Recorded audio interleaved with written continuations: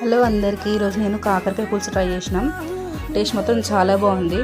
కాకరకాయ కోసుకొని మంచిగా సన్నగా కోసుకొని మంచిగా పిసుకోవాలన్నమాట. ఉప్పు వేసుకొని అవి వాటర్ వచ్చేదాకా పీసుకున్న తర్వాతకి వాటర్ అంతా వెళ్ళిపోతే మనము ఆయిల్ ఇట్లా ఫ్రై చేసుకోవాలన్నమాట. డీప్ ఫ్రై చేసుకుంటే చేదు అనేది వెళ్ళిపోతుంది అనమాట.